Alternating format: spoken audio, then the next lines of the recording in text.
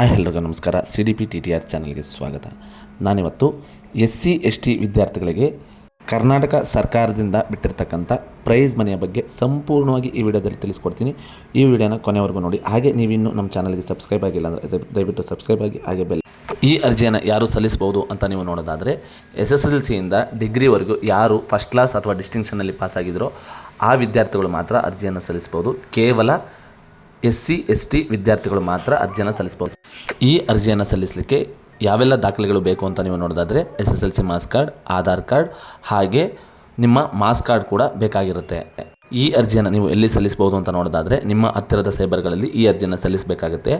ಅವರು ಕೊಟ್ಟಂತಹ ಒಂದು ದಾಖಲೆ ಪತ್ರವನ್ನು ತೆಗೆದುಕೊಂಡೋಗಿ ನೀವು ನಿಮ್ಮ ಕಾಲೇಜಿನಲ್ಲಿ ಸೀಲ್ ಆ್ಯಂಡ್ ಸೈನ್ ಹಾಕ್ಸ್ಕೊಂಡು ಅಲ್ಲಿಂದ ನಿಮ್ಮ ಸಮಾಜ ಕಲ್ಯಾಣ ಇಲಾಖೆಗೆ ಇದನ್ನು ಸಬ್ಮಿಟ್ ಮಾಡಬೇಕಾಗಿರುತ್ತೆ.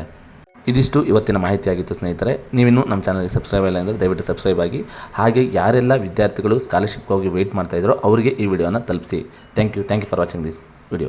ಹಾಗೆ ಈ ವಿಡಿಯೋ ಯಾವುದೇ ಕಾರಣಕ್ಕೂ ಫೇಕ್ ಆಗಿರಲ್ಲ. ಇದು ನಾವು ಪ್ರತಿಯೊಂದು ಜಾಲತಾಣವನ್ನು ಅಧಿಕೃತ ವೆಬ್ಸೈಟ್ಗಳನ್ನು ಚೆಕ್ ಮಾಡಿ ಕೂಡ ನಾನು ಅಪ್ಲೋಡ್ ಮಾಡ್ತೀನಿ.